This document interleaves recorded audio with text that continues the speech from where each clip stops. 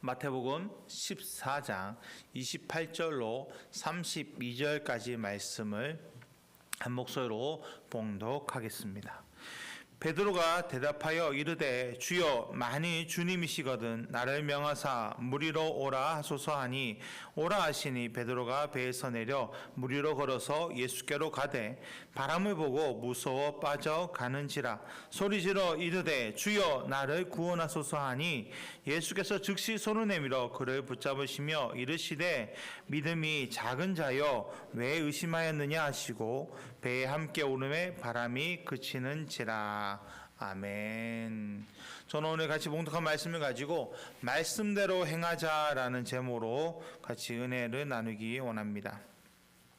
시상식이나 어떤 사람, 유명한 사람이든 특별한 일을 행한 사람들의 인터뷰를 듣다 보면 꼭 나오는 내용이 있습니다. 공통적으로 나오는 내용이 뭐냐면 누구에게 감사하다라는 표현입니다. 누구누구에 감사합니다. 누구누구에 감사합니다. 우리는 많은 사람들을 만납니다. 그리고 그 사람들 가운데서 어떤 사람들에게는 도움을 받습니다. 도움을 받으면 자연스럽게 마음 가운데서 감사한 마음이 생깁니다. 여러분 지금 한번 스스로 한번 생각해 보십시오. 내가 감사할 만한 사람들이 몇 명인가? 내가 정말 나를 도와줘서 난 여러 가지 이유로 내가 감사한 사람 몇 명이나 있으십니까? 이 감사할 수 있는 사람이 많으면 많을수록 어떨까요? 그 사람은 하나님께 만남의 복을 받았다는 것을 부정할 수 없을 것입니다. 많으신가요? 아니면 적으신가요? 여러분 우리는 범사에 감사라는 말씀을 기억합니다. 범사에 감사라. 그리고 정말 우리는 범사에 감사하고 싶어 합니다. 그런데 어떻습니까? 실제적으로는 범사에 감사하기보다는 범사에 원망과 불평할 때가 더 많습니다. 왜 그럴까요? 왜 원망과 불평이 나오는 걸까요? 원망과 불평이 나온다는 것은 감사의 조건이 보이지 않기 때문입니다. 누군가 나를 도와주고 누군가가 나에게 힘이 된다는 것을 알고 있으면 그 사람을 바라보면서 감사하게 되고 또 그 사람이 힘이 크면 클수록 어떤 상황에서도 두려워하지 않습니다. 그 사람이 나를 도와주는데 든든한 나의 뒷배가 되어주는데 내가 뭘 걱정하는가. 정말 이 세상을 자기 마음대로 살아가는 그런 모습을 가지게 될 것입니다. 근데 왜 우리 그리스도인들은 전능하신 하나님이 나의 아버지 되시고 나의 능력자 되셔서 나를 인도하시는 나의 목자 되신 아버지를 모시고 있으면서도 왜 원망과 불평이 나오는 것일까요? 좋을 때는 우리가 하나님께 다 감사합니다. 하나님 감사합니다. 감사합니다. 감사합니다. 그런데 이 감사의 고백이 줄어들 때가 언제냐? 고난이 다가올 때, 삶의 문제가 다가올 때 원망과 불평이 나옵니다. 왜냐하면 그 전까지 감사의 조건들이 갑자기 사라져 버려요. 그 원망과 불평의 상황 때문에 감사 느끼지 못합니다. 하나님께 부르짖어 기도하는데 하나님 응답하지 않으세요. 침묵하시는 것 같습니다. 그러면 오히려 더 심할 때는 하나님을 떠나는 사람들도 있지요. 왜 고난이 다가옵니까? 참 하나님께서 우리에게 언제 너에게 이런 일이 날 거야 라고 미리 얘기해 주시면 얼마나 좋겠습니까? 그럼 대비할 수 있잖아요. 하나님 대비할 수도 있고 아니면 하나님께서 이미 이렇게 예비하신 거니까 이렇게 계획하신 거니까 그래 뭔가 뜻이 있겠지라고 감사할 수도 있을 거예요. 그런데 우리의 인생이 어떻습니까? 문제의 풍랑이 고난의 풍랑이 정해지고 다가옵니까? 하나님 알려주고 다가옵니까? 그렇지 않지요. 어느 순간 예기치 않은 상황에 나에게 닥칩니다. 그러다 보니 하나님에 대해서 원망하고 불평하게 되는 것입니다. 너무나 이 상황이 힘들어서 어려워서. 오늘 본문은 예수님께서 제자들에게 명하셔서 배를 저어서 건너편 마을로 가라라는 말씀에 순종한 모습이 기록됩니다. 순종해서 나갔습니다. 제자들 자기들 마음대로 배를 저어 간 게 아니에요. 예수님이 가라 해서 노를 저어서 건너가고 있었습니다. 그런데 순종해서 가고 있는데 어떻습니까? 풍랑이 그들에게 닥쳐왔습니다. 그리고 그 풍랑으로 인해 고생하고 있습니다. 그때 예수님은 그 풍랑이를 걸어서 제자들에게 다가오십니다. 풍랑이는 물 위에 사람의 모양이 다가오니까 여러분 그 모습 상상해 보십시오. 예수님이라고 상상할 수 있는 사람이 있겠습니까? 다 유령이라고 소리쳤습니다. 그때 예수님 뭐라 말씀하십니까? 안심하라, 나니 두려워 말라. 이 음성을 듣고 베드로는 예수님이라는 것을 확신했습니다. 그리고 어떻게 합니까? 주여, 만일 주님이시기는 나를 명하여 물 위로 오라 하소서. 허황된 질문이 아닙니까? 그럼 예수님께서 뭐라고 해야 됩니까? 아니야, 내가 할게, 기다려. 이렇게 하셔야 되잖아요. 근데 어떻게 하십니까? 오라. 다른 말 안 합니다. 그냥 오라. 그 소리에 베드로는 뛰어듭니다. 이 모습은 정말 수제자다운 모습이죠. 여러분이 그 예수님이 물 위에 있다 생각해 보세요. 근데 예수님께서 나를 향해서 물 위로 와라 부르실 때 여러분 아멘하고 순간 뛰어들 수 있겠습니까? 이게 살짝 정말 빠지나 안 빠지나 여러분 이게 한번 간보지 않겠어요? 징검다리도 두들겨서 건너는 게 우리인데 물 위를 건넌다? 못할 것 같아요. 근데 베드로는 뛰어들었습니다. 여러분, 오늘 예수님께서 왜 이 말씀을 우리 성경에 기록하시고 우리에게 알려주시는 것일까요? 분명한 메시지가 있다는 것입니다. 오늘 저는 그것을 나누기 원합니다. 처음부터 풍랑이 일었다면 절대 배를 타고 건너지 않았을 것입니다. 그런데 갑자기 풍랑이 닥쳤다는 것. 순종한 그들에게 왜 그런 고난이 다가왔을까요? 여러분 인생도 마찬가지라는 겁니다.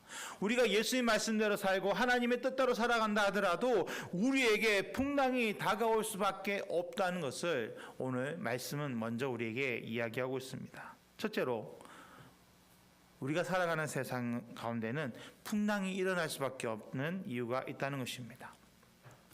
지금 제자들이 건너고 있는 갈릴리 호수는 우리 인생을 상징하는 장소입니다. 호수라고 하면 어떻습니까? 호수는요 풍랑이 일어나는 곳이 아닙니다. 다 아시지만 바람이 불면 잔물결은 쳐도 풍랑 배가 뒤집어질 만한 파도나 이런 게 일어나지 않습니다. 근데 갈릴리 호수는 너무나 큰 호수이기 때문에 바람에 의한 풍랑들이 생긴다고 합니다. 근데 그게 언제 어떻게 일어날지 모르고 갑자기 풍랑이 일어난다는 거예요. 여러분 우리가 살아가는 세상이 바로 이런 모습 아닙니까? 잔잔한 호수 같던 내 삶이 어느 한순간 완전 내 인생을 뒤집어 버리는 풍랑이 일어나는 것을 경험합니다. 그래서 인생의 배에 내가 가고 있는 그 인생의 배가 어느 순간 뒤집어지기도 하는 전복될 것 같은 그런 두려움을 느끼게 됩니다. 어떨 때는 파도 때문에 바람 때문에 갈 바를 알지 못해서 떠밀려가는 그런 것들도 경험합니다. 나의 상관없이 나의 의지와 상관없이 깊은 수렁에 밀려 들어갈 때가 여러분 우리가 얼마나 많습니까? 왜 그럴까요? 세상이 그렇다는 거예요. 우리가 살아가는 이 세상이 완전하지 않기 때문에 우리 인생에 고난이 다가온 것은 어찌 보면 당연하다라는 것입니다. 그리고 또한 특히 더 믿는 우리 성도들에게 고난이 다가오는 이유는요. 세상 주관자들이 우리를 그냥 내버려 두지 않기 때문입니다. 베드로전서 5장 8절에 근신하라 깨어라 너희 대적 마귀가 우는 사자같이 두루다니며 삼킬 자를 찾나니라고 분명하게 말씀하고 있습니다. 우리가 예전에 전도할 때 요즘에는 그렇게 잘 안 하지만 예전에는 전도할 때 꼭 그런 말 했습니다. 예수님 믿고 복 받으세요. 예수님 믿으면 문제 해결 받습니다. 예수님 믿으면 다 좋아집니다. 라는 그런 이야기를 해서 전도를 많이 합니다. 또 문제 있는 사람들이 예전에는 많이 나왔습니다. 문제 때문에 아픔 때문에 나와서 예수님을 믿게 됩니다. 근데 어떤 사람은 예수님 믿었더니 문제가 해결되는 사람도 있지만 어떤 사람은 예수님 때문에 더 큰 고난을 겪는 환경이 더 어려워지는 것도 경험하고 또 그로 인해 원망하고 불평하는 소리를 듣게도 됩니다. 여러분 생각해 보세요. 예수님 믿었다면 더 좋아져야 되는데 왜 더 큰 문제가 다가오는 걸까요? 마귀가 흔드는 것도 있지만 여러분, 예수님은 우리에게 분명하게 너희가 가는 길이 평탄할 것이다, 순탄할 것이다, 축복만 있을 것이라고 말씀하지 않으셨습니다. 그 모습이 오늘 본문에 나오는 게 예수님 말씀에 순종해 떠나갔던 제자들이 만난 풍랑을 통해서 우리는 알 수 있다는 것입니다. 그런데 우리가 기억할 것은요, 예수님이 허락하신 고난은, 고통은 아무런 의미가 없는 것이 아니라는 겁니다. 분명한 뜻이 있었습니다. 예수님이 왜 그 제자들을 풍랑 가운데 빠뜨리셨을까요? 그 이유는 마태복음 14장 33절을 보면 알 수 있습니다. 배에 있는 사람들이 예수께 절하며 이르되 진실로 하나님의 아들이로소이다. 예수님을 선지자, 능력자로 알고 있었지만 하나님의 아들로 그들은 아직 믿지 못하고 있었어요. 그런데 이 풍랑의 사건을 통해서 무리를 걸어오시는 예수님, 그리고 배에 타시자마자 풍랑이 잠잠해진 것을 그들이 몸소 체험한 후 예수님이 하나님의 아들이시구나라고 그들이 고백할 수 있었다는 것입니다. 여러분은 한 치 앞을 모르며 살아갑니다. 예수님이 오신다고 말씀하신 때가 언제일지 몰라요. 마지막 때로 살고 있을 뿐만 아니라 내 인생에서도 정말 1분 1초 후에 나에게 어떤 일이 일어날지 아무도 모릅니다.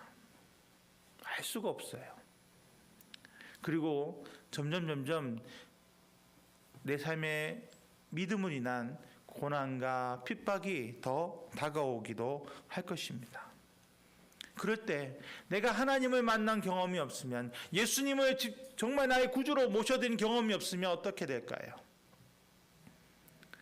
그 고난과 환난 가운데, 핍박 가운데 예수님을 떠나지 않겠다라고 말할 수 있는 분이 몇 분이나 되시겠습니까? 예수님은 그때를 위해서 우리에게 체험케 하시는 거예요. 하나님을 만날 수 있도록, 예수님 만날 수 있도록 우리에게 고난을 허락하여 주시는 것입니다. 고난이 축복이다라고 말하는 사람도 있습니다. 고난이 축복이다. 근데 우리 사랑하는 성도님들, 고난이 축복이다라고 말할 수 있는 분 계십니까? 저도 이 말 하기 싫어요. 알고 있지만, 믿고 있지만, 이게 맞다는 건 알지만 말로 그렇게까지 해야 되나 싶을 정도로 고난은 힘듭니다. 근데 그것이 축복이라고 말할 수 있는 사람은 어떤 사람들입니까? 고난 가운데 하나님을, 예수님을 만나고 그 고난이 변해서 나에게 복이 되는 것을 경험한 사람들만이 이런 고백을 할 수 있다는 것입니다. 고난이 다가올 때 너무나 힘들고 어려웠지만 그 고난 이후에 굳건한 믿음을 가질 수 있었기 때문에, 그래서 바울같이 범사에 감사할 수 있는, 쉬지 않고 기도하는, 항상 기뻐하는 삶을 살 수 있기 때문에 고난이 축복이다라고 말할 수 있다는 것입니다. 여러분, 풍랑 가운데 있을 때 예수님이 제자들을 혼자 두셨습니까? 아닙니다. 그 풍랑 가운데 고생하고 있는 제자들을 향해 예수님은 걸어오셨습니다. 그리고 그들을 향해 안심하라, 난이 두려워 말라라고 그들을 위로하십니다. 하나님은 절대 나를 혼자 내버려 두신 분이 아니십니다. 시편 23편 4절에 내가 사망의 음침한 골짜기로 다닐지라도 해를 두려워하지 않을 것은 주께서 나와 함께 하심이라.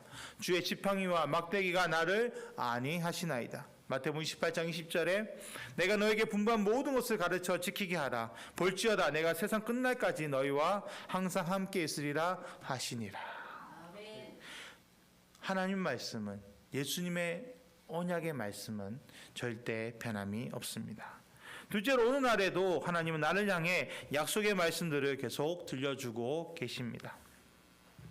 여러분, 제자들 향해 걸어오셨던, 찾아오셨던, 그리고 그들을 위로하셨던 예수님은 오늘날 우리에게도 지금 나를 찾아오십니다. 그리고 우리를 향한, 나를 향한 약속의 말씀들을 허락해 주십니다.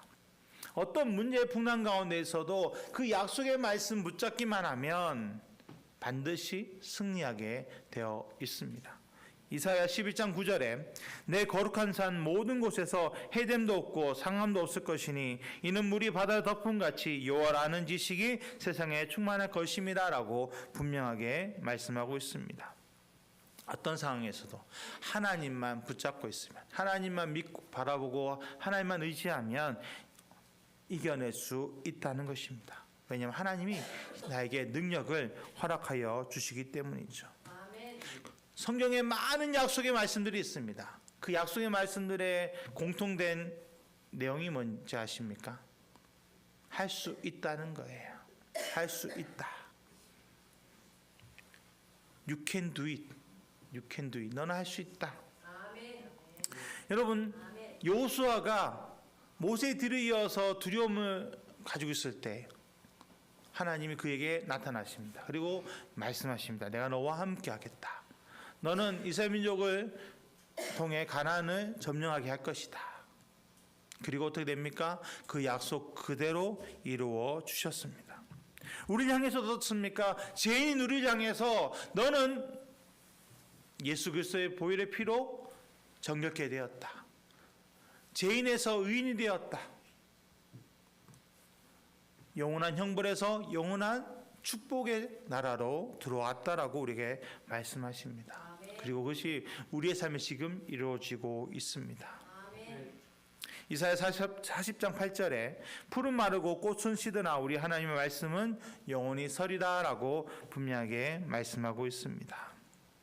세상 사람들과 우리 그리스도인들의 가장 큰 차이가 뭔지 아십니까?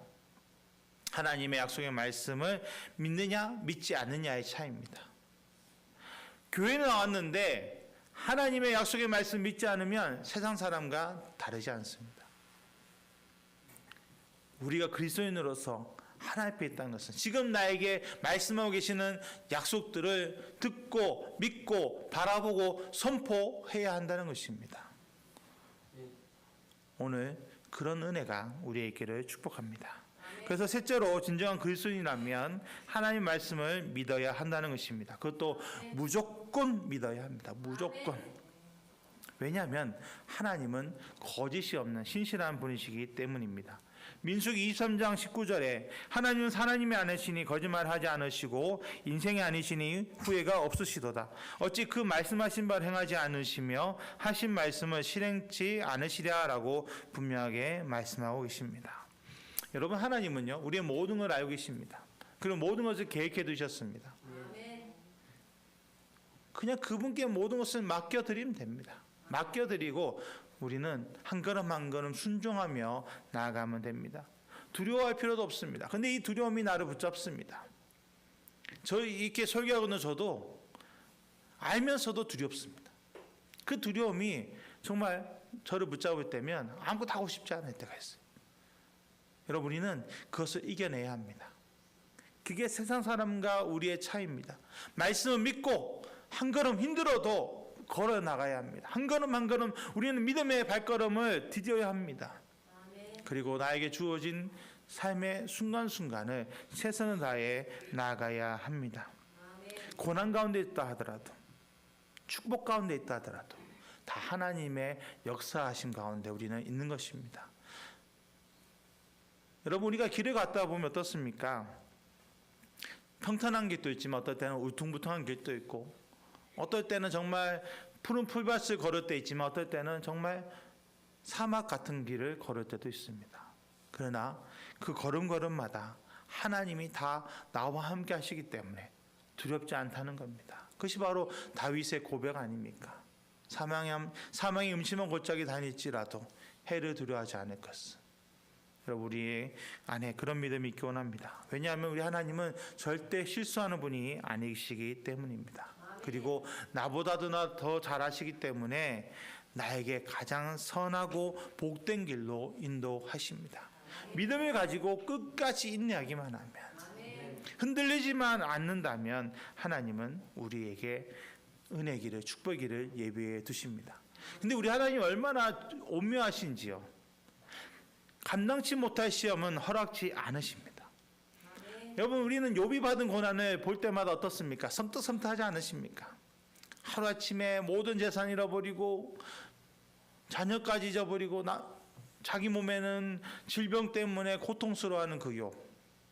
주변의 사람들, 아내들은 욕하고 떠나지요. 친구들 위로하러 와놓고는 더 속을 더 찔러버리지요. 그런 욕과 같은 고난 여러분 받고 싶으십니까? 욕 같은 고난을 받으십시오. 그러면 아무도 아멘 안 할 거예요. 근데 여러분, 하나님은 욥이기 때문에 그런 고난을 허락하셨지, 욥이 아니면 절대 그런 고난 허락하지 않으십니다. 그렇기 때문에 여러분 걱정할 필요가 없어요. 내가 욥 같은 고난을 받을까? 걱정하지 마십시오. 하나님은 감당할 시험만 우리에게 허락하여 주십니다. 그래서 그 말씀 붙잡고 우리는 나가면 돼요. 만일에 내가 그것을 감당하지 못할 시험이라면 하나님이 피할 길도 예비해 두십니다. 그러니 걱정이 없는 거죠.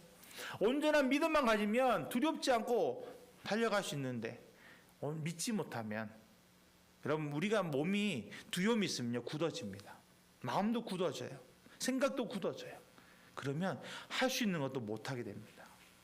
그렇기 때문에 우리는 두려움을 내려놓고 하나님 말씀에 우리는 집중해야 합니다. 그리고 정말 하나님 앞에 우리는 언제나 감사해야 합니다. 지금 이렇게 숨 쉬고 있는 것도 여러분 감사해요. 만약 하나님이 야, 너 다 됐다, 이제 올라와라 그러고 우리를 데려가시면 지금 이 자리에 우리 없습니다. 뭐 이미 하나님 나라에 가서 뭐 있겠지만, 그건 더 행복할 수는 있지만, 그래도 이렇게 우리가 살아 숨쉬면서 가난한 사람들 만나고 뭔가를 할 수 있다는 것은 하나님이 우리에게 은혜를 지금 부으시고 있는 거예요. 아프지 않고 우리가 하루하루 살아가는 것 또한. 남들과 나를 비교하지 마십시오. 남들에게 있는 것이 나에게 없다고 여러분 원망하고 불평하지 마십시오. 남들에게 없는 것이 나에게 있습니다. 송명 시인이 고백하는 것, 나 가진 재물 없으나, 나 가진 건강 없으나, 근데 남이 없는 거 가졌죠. 그게 뭡니까? 하나님 아버지. 여러분 그것이 우리의 축복입니다. 가장 큰 축복입니다. 하나님 만난 것이 축복이에요. 하나님과 동행할 수 있는 게 축복입니다. 그리고 그 축복의 마음이 있을 때, 감사의 마음이 있을 때 오늘 베드로가 했던 믿음의 행동을 할 수 있습니다. 오라는 그 말씀에 어떻게 됩니까? 베드로가 뛰어듭니다. 제가 아까도 설명드렸지만 저는 못 뛰어들 것 같아요. 근데 뛰어들었어요. 여러분 얼마나 그 연약한 믿음이었지만, 겨자씨만한 믿음이었지만 어떻습니까? 물 위를 걷는 최초, 어떻게 보면 최후의 사람이었을 수도 있습니다. 예수님은 하나님이시면서 인간이시니까 물 위를 걷는 것은 당연할 수 있는 거예요. 근데 인간으로서 물 위를 걷은 사람은 아직 베드로밖에 없습니다.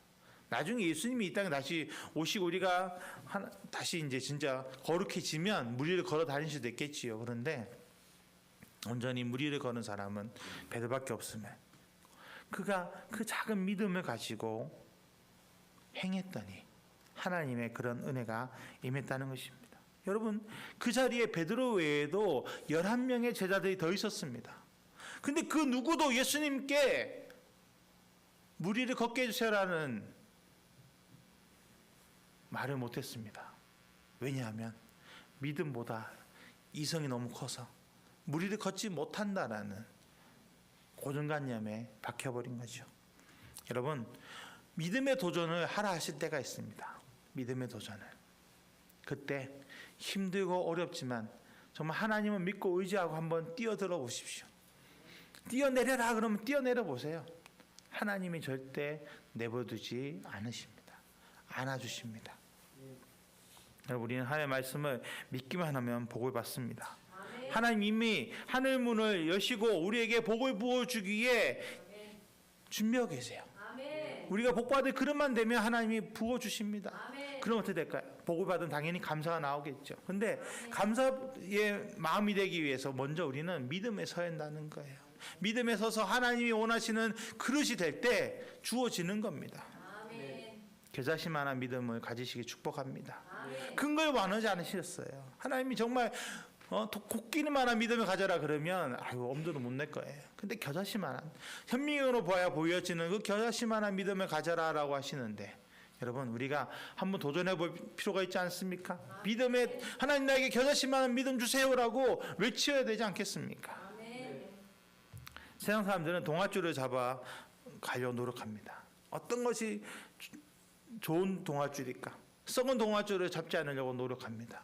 근데 우리 그리스도인은 어떻습니까? 이미 든든한 동아줄을 붙잡고 있습니다. 아니, 붙잡았다기보다는 그 동아줄이 나를 동요 메고 있죠. 바로 하나님의 동아줄입니다. 근데 우리 그 동아줄 받고 있는데 왜 축복이 임하지 않는 걸까요? 어떤 사람은 축복이 빨리 임하고 어떤 사람은 왜 늦게 임하는 걸까요? 그는 바로 믿음의 정도입니다. 내가 믿고 그 동아줄 꼭 잡으면 하나님이 빨리 땡기실 수 있어요. 근데 우리 하나님은 사랑하는 자녀가 실족하지 않기 위해서 믿음의 분량만큼 땡기신 거예요. 천천히, 너무 약하게 잡고 있으면 혹시라도 떨어질까 봐 천천히 땡기십니다.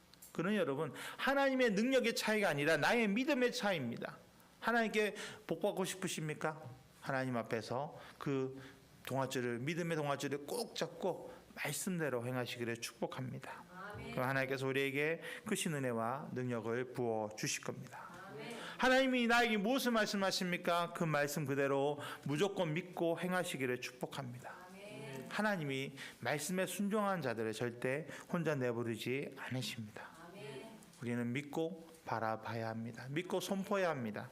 하나님이 나와 함께 하셔서 나는 복받을 수밖에 없다. 난 잘될 수밖에 없다. 난 형통할 수밖에 없다라고 선포할 때 하나님께서 우리에게 더 큰 은혜와 능력을 부으실 것을 믿습니다. 다음 주일은 성찬주일입니다. 1년 동안 하나님께서 나에게 주신 그 은혜, 감사의 제목들을 이번 한 주간 한번 묵상해 보시고 하나님 앞에 감사의, 진정한 감사의 고백을 드릴 수 있기를 축복합니다. 그때 하나님께서 우리에게 더 큰 은혜 부어주시고 우리가 2025년을 준비하면서 더 풍족하고 축복된 그런 삶을 예비할 수 있을 줄 믿습니다. 사랑하는 우리 순복음 새아침교회 성도님들이 다 하나님 앞에서 말씀에 순종함으로 복을 받고 감사하고 주변 사람들에게 그 사랑과 은혜를 나눌 수 있기를 축복합니다. 기도하겠습니다. 하나님, 이 시간 주님께 나아갑니다. 주님만 바라봅니다. 의지합니다. 나의 연약함, 나의 부족함을 잘 아시는 주님, 이 시간 나의 마음을 붙잡아 주시고 생각을 붙잡아 주시고 하나님 앞에 서게 하여 주옵소서. 하나님, 우리가 베드로처럼 믿음의 도전을 할 수 있을 때 아버지, 우리가 믿음을 가지고 할 수 있게 하여 주시옵소서. 행하게 하여 주시옵소서. 환경을 바라보고 내 이성으로 판단하지 않고 오직 하나님 말씀에 순종할 수 있도록 은혜를 내리워 주시옵소서. 하나님, 내가 주님만 바라보며 나가오니 우리의 삶을 하나님 붙잡아 주옵소서. 은혜 안에 거하게 하여 주옵소서. 예수님의 이름으로 기도드렸습니다. 아멘.